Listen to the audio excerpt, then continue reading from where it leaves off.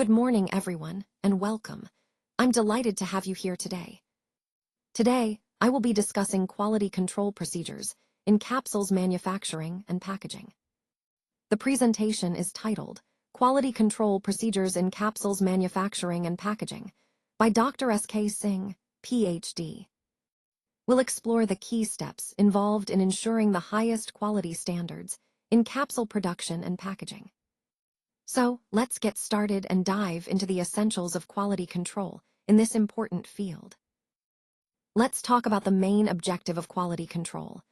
Essentially, we want to ensure that capsules are safe for consumers, potent enough to be effective, pure without contamination, uniform in their composition, and stable over time.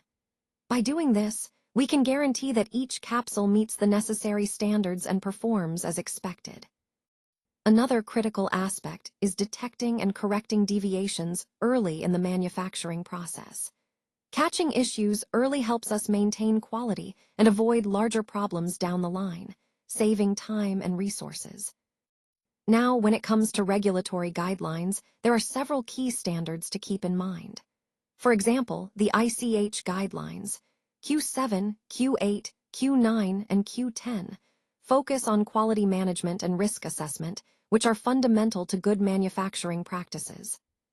The FDA's 21 CFR Parts 210 and 211 set out current good manufacturing practices, CGMPs, which are essential for ensuring consistent quality in pharmaceutical production. EMA guidelines also emphasize quality risk management, helping manufacturers proactively identify and mitigate potential risks. The WHO GMP standards provide a global benchmark for good manufacturing practices, ensuring products are produced consistently and safely worldwide. Finally, pharmacopoeial standards from USB, EP, and IP set the official specifications for drug substances and finished products, serving as authoritative references for quality. All these guidelines form the backbone of our quality assurance efforts, ensuring that our capsules are not just effective, but safe and reliable for patients everywhere. Welcome to the overview of capsule manufacturing.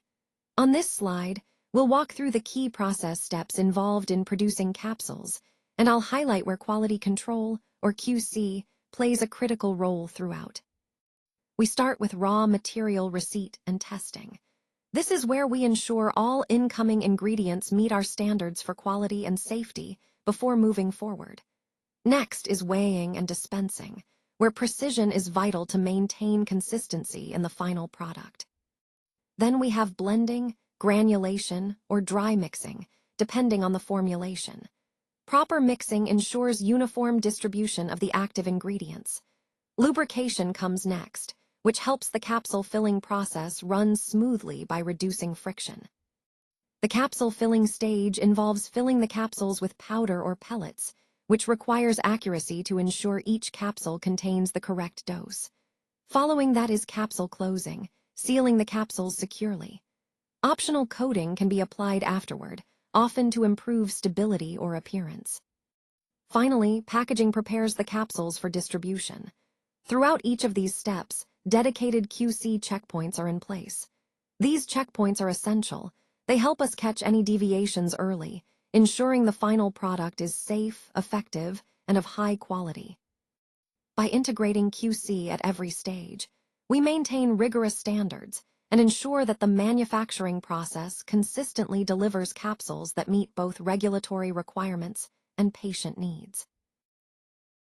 Let's talk about raw material QC, which is a critical step in ensuring our pharmaceutical products meet quality standards. The main purpose here is to confirm the identity and purity of both active pharmaceutical ingredients, or APIs, and excipients. This helps us make sure we're working with the right substances and that they haven't been contaminated or mixed up with other materials. To do this, we perform several key QC tests. Identification tests, like FTIR, HPLC, and UV-Vis, help us verify the specific chemical identity of the raw materials. For purity and potency, we rely on HPLC or UV assays to determine if the active ingredient is within the expected range, typically 98 to 102% as per USB standards. Moisture content is checked using methods like Carl-Fisher titration or loss on drying, which are essential because excess moisture can affect stability. And microbial testing is also performed, following USB limits, to ensure the raw materials are free from harmful microorganisms. Let's look at an example. Take diclofenac sodium, an API. We confirm its identity by FTIR, which provides a clear fingerprint of the compound. Then, we perform an assay to confirm its potency, making sure it falls within the 98 to 102% range. This combination of tests gives us confidence that the raw material is both authentic and of high quality, setting the stage for a safe and effective final product.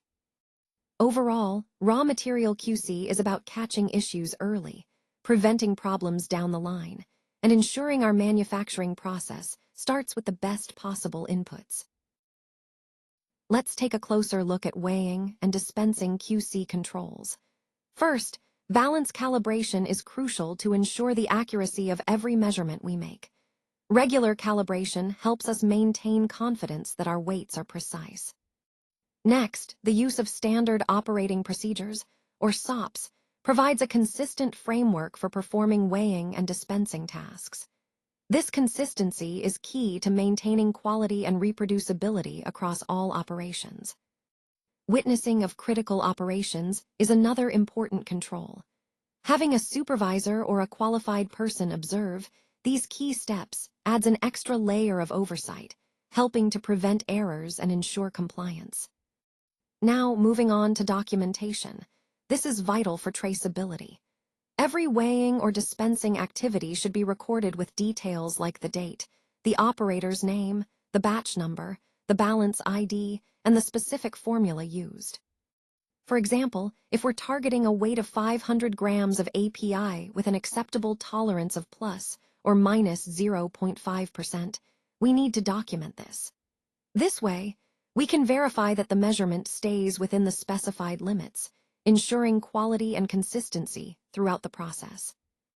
These controls and thorough documentation are all about ensuring precision, accountability, and ultimately, the quality of our products.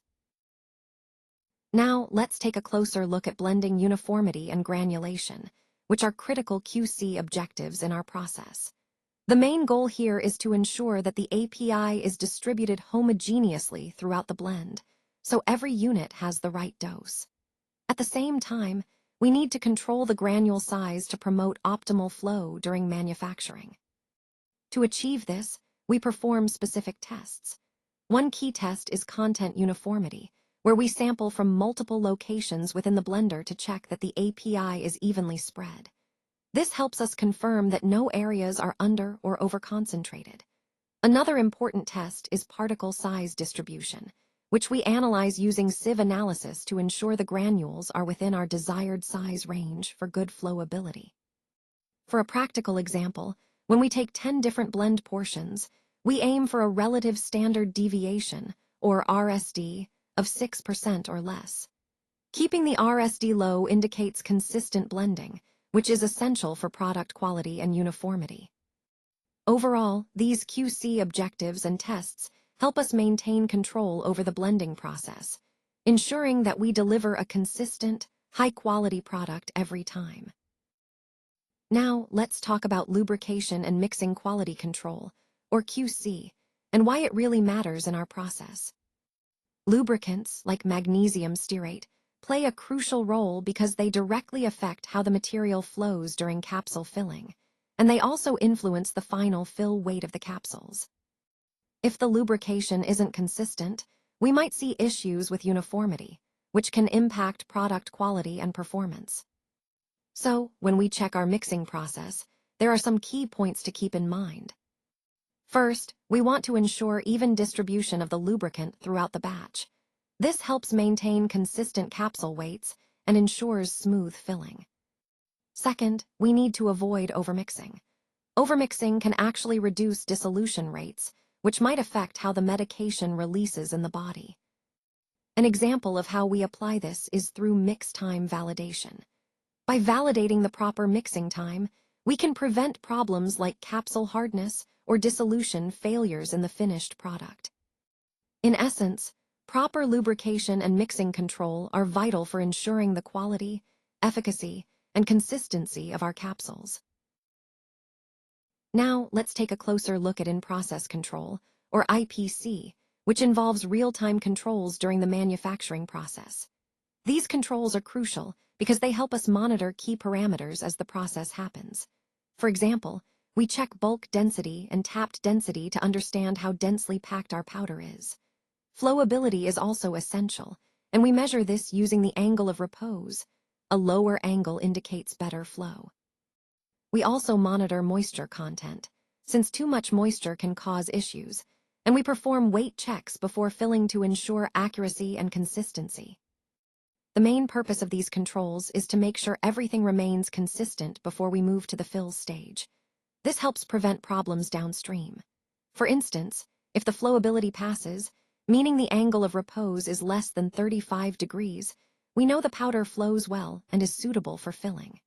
In essence, these real-time controls help us maintain high quality and uniformity throughout the process, which is vital for a reliable product.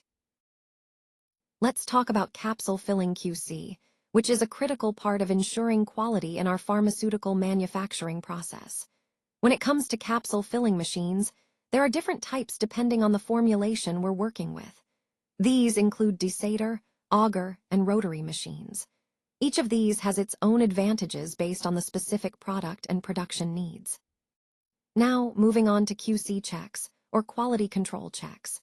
These are essential to make sure each capsule meets our standards. We look at weight variation to ensure consistency, fill weight uniformity to confirm each capsule has the right amount of product, segregation checks to prevent separation of components, and machine calibration to keep everything running accurately. For example, if our target fill weight is 50 milligrams, we typically want the weight variation to stay within plus or minus 5%, though this can depend on the specific product. This means each capsule should weigh roughly between 47.5 and 52.5 milligrams to be acceptable. Overall, these QC measures help us maintain high quality and consistency, which are fundamental to delivering safe and effective medicines to patients. Let's take a closer look at the finished product QC tests. These tests are a crucial step in ensuring that our final products meet all the quality standards before they reach our customers. We perform a series of rigorous evaluations, including physical, chemical, and functional tests, to verify that each product aligns with our specifications. The key here is consistency, making sure every single unit performs reliably and safely. These tests not only help us catch any defects early, but also reinforce our commitment to delivering high-quality products. Overall, this process ties back to our overarching goal of quality assurance and customer satisfaction, ensuring that what we deliver is nothing short of the best. Let's talk about packaging material QC, which is a crucial part of ensuring our product quality. When we look at the materials, we deal with items like blister foil, PVC, aluminum, as well as cartons, inserts, desiccants, and labels. Each of these components plays a vital role in protecting the product and maintaining its integrity. Now, moving on to QC controls, these are the checks we perform to ensure everything meets our standards. First, we verify print legibility and accuracy, because clear labeling is essential for correct usage and safety. Next, we assess barrier properties, such as moisture and oxygen resistance, to prevent spoilage or degradation of the product. We also check the thickness and composition of the materials, making sure they meet our specifications for strength and functionality. Additionally, batch traceability is critical. We need to be able to trace each batch of materials back to its origin for accountability and quality assurance. For example, blister foil must meet specific moisture vapor transmission rate criteria, which helps prevent moisture from passing through and affecting the product inside. Overall, these QC controls ensure that every packaging component functions as intended, safeguarding the quality and efficacy of our final product. Now, let's take a closer look at the packaging process QC. First, we have packaging checks. These are essential to ensure each package meets our standards before it leaves the facility. We verify correct labeling, including batch numbers and expiry dates, so we can track and manage products effectively. We also check for tamper evidence and seal integrity to prevent any unauthorized access or contamination. Barcode and serialization checks are crucial for traceability, making sure each package can be identified accurately. And finally, we perform package weight checks to confirm consistency and accuracy across all units. Moving on to integrity tests, these are more about the robustness of the packaging itself. For example, the blister seal test involves measuring vacuum or pressure decay to ensure the seal remains intact under various conditions. We also conduct leak tests on bottle caps to verify that they are properly sealed and will maintain the product's integrity over time. As an example, we perform a seal strength test, which must meet a specific threshold.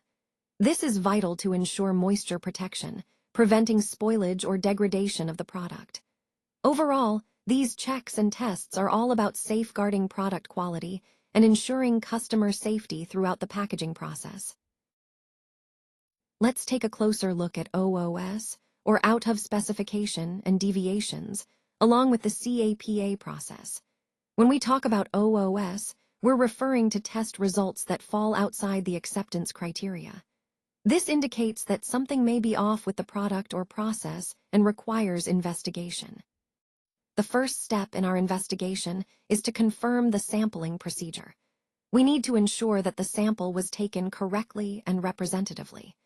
Next, we perform a retest using a new sample to verify whether the initial result was an anomaly or truly indicative of a problem.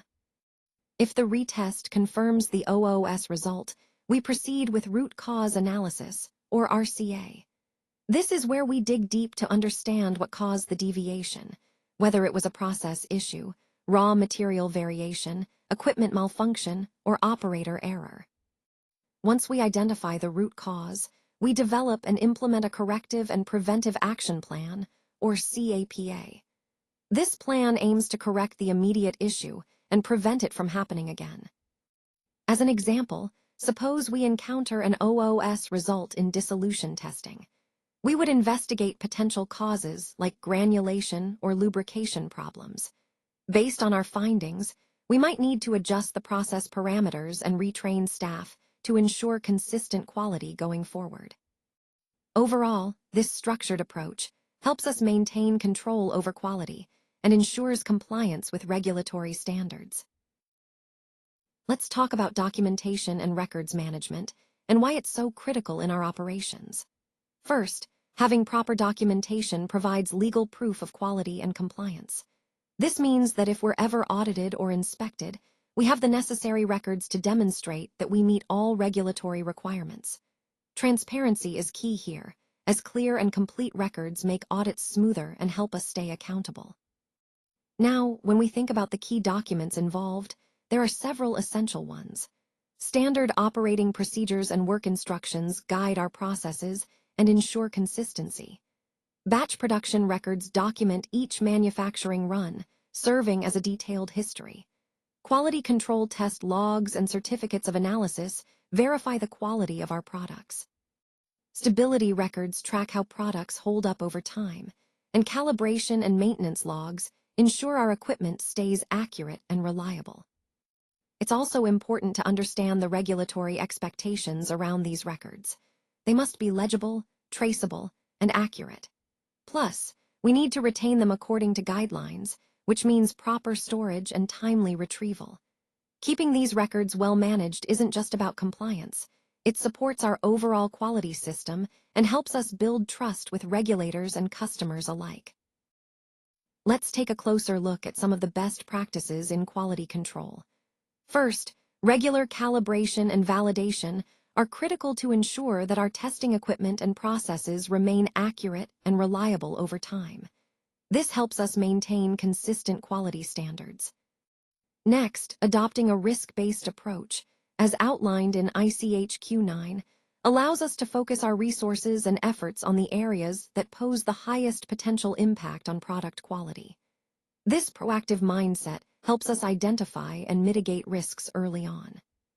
Trend analysis and statistical process control, or SPC, are powerful tools for monitoring our processes. By analyzing data trends, we can detect deviations early and take corrective actions before they escalate into bigger issues. Finally, cross-functional QA and QC training ensures that everyone involved understands the importance of quality and their role in maintaining it. It fosters a culture where quality isn't just a department's responsibility, but a shared commitment across the organization. Together, these practices form the backbone of a robust quality control system, helping us deliver safe and effective products consistently. For further support, please contact us. We're here to help you with any questions or additional information you might need. Don't hesitate to reach out. Your success is our priority. Thank you so much for your time and attention today.